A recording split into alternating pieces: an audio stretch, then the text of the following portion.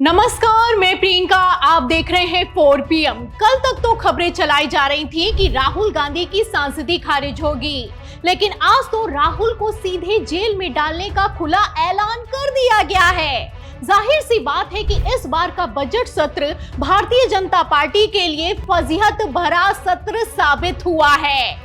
ऐसे हालातों में अगर राहुल गांधी को कुछ हुआ तो भारतीय जनता पार्टी का क्या होगा और कैसे 9 मार्च को बजट सत्र का दूसरा सेशन शुरू होने से पहले भाजपाई मंत्रियों का धड़ाधड़ इस्तीफा होगा, आपको बताएंगे। लेकिन खबर में सबसे पहले कैसे अमित शाह और राजनाथ सिंह ने राहुल गांधी से पंगा लेकर बड़ी चूक कर दी है, बिग ब्रेकिंग देखिए। खबर आप देखिए नव भारत टाइम्स की।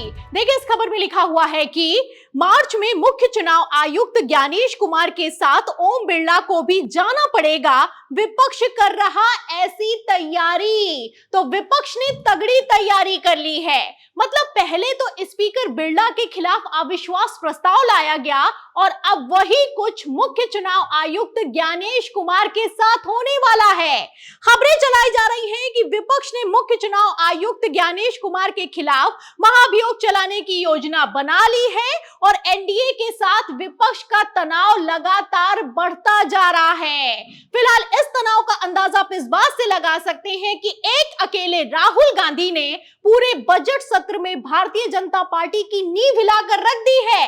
मतलब इस पूरे सत्र में राहुल गांधी अपना पूरा एजेंडा सेट करने में कामयाब रहे हैं और इतना कामयाब रहे हैं कि भारतीय जनता पार्टी के मंत्रियों तक की कुर्सी फंसती हुई नजर आ रही है। खेल समझिए। सबसे पहले जब राहुल गांधी ने राष्ट्रपति के अभिभाषण के दौरान नरवणे की किताब पर बोलना शुरू किया तो रक्षा मंत्री राजनाथ सिंह खड़े हो गए, चीखने लगे, चिल्लाने लगे कि ये किताब पब्लिश नहीं हुई है, इस पर राहुल गांधी नहीं बोल सकते हैं। जब रक्षा मंत्री ने बोला तो गृह मंत्री ने भी सोचा कि नरवणे की किताब में कुछ तो ऐसा छपा हुआ है जिसको अगर राहुल गांधी ने बोल दिया तो मोदी सरकार की डबल फजीयत होने वाली है। इसके बाद आप जानते हैं कि किस तरीके से अमित शाह चिल्लाने लगे और उसके बाद एक एक करके सारे भाजपाई मंत्री खड़े हो गए, नेता खड़े हो गए और तो और स्पीकर बिरला तक ने राहुल गांधी को बोलने का मौका नहीं दिया तो नहीं दिया।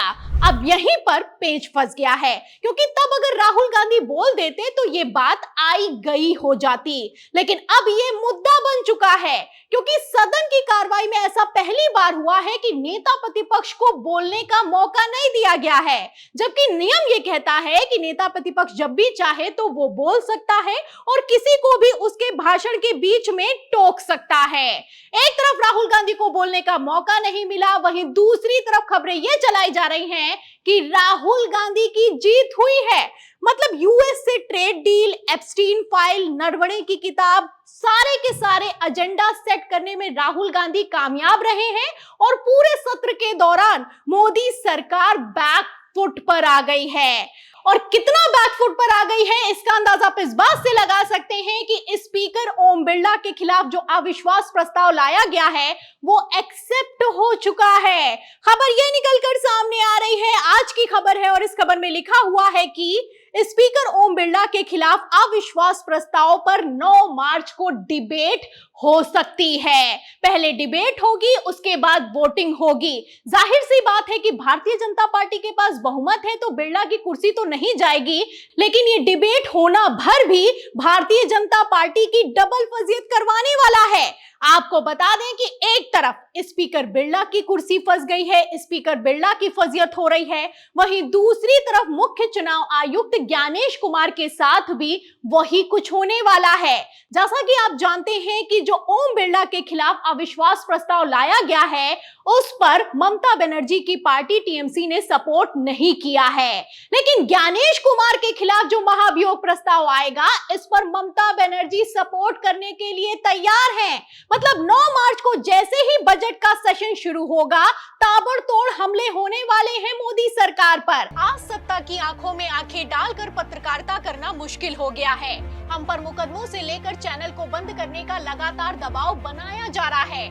मुश्किल दौर है लेकिन हम हार नहीं मानेंगे।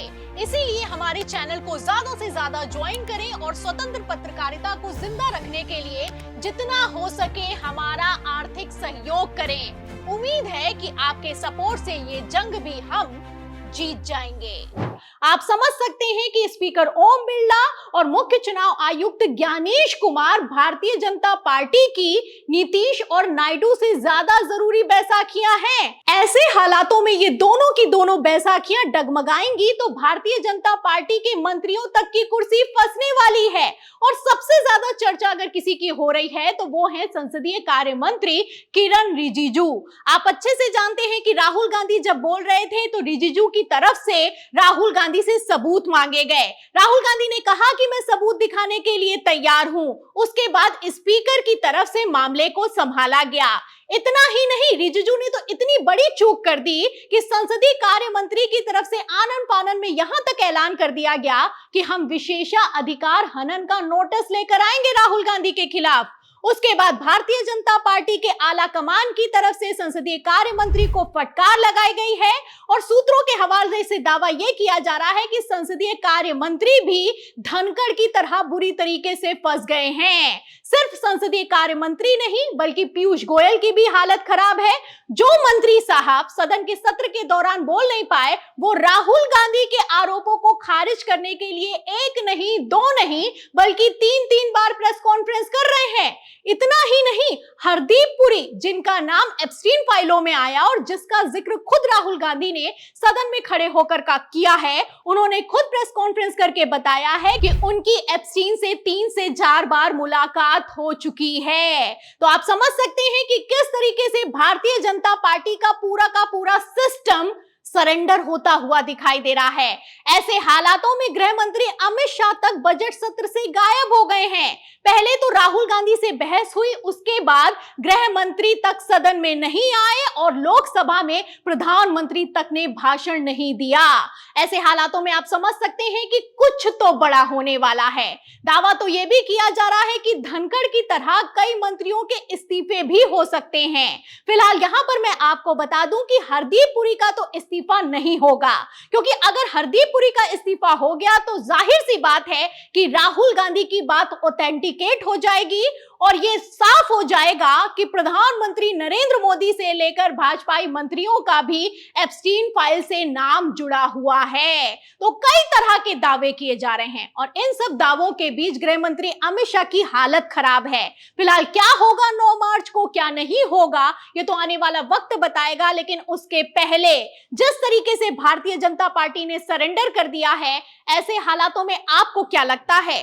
अगर स्पीकर बिरला से लेकर ज्ञानेश कुमार और भाजपाई मंत्रियों की कुर्सी फंसी तो मोदी सरकार का बजट सत्र के दूसरे सेशन में क्या होने वाला है? जो भी आप सोचते हैं इस सवाल के जवाब में पूरी रिपोर्ट पर हमें कमेंट बॉक्स में जरूर लिखें। वीडियो को ज्यादा से ज्यादा शेयर करें, हमारे चैनल को लाइक करें, सब्सक्राइब करें, ज्वाइन करें। फिर मिलते हैं अगली खबर के साथ, तब तक के लिए धन्यवाद।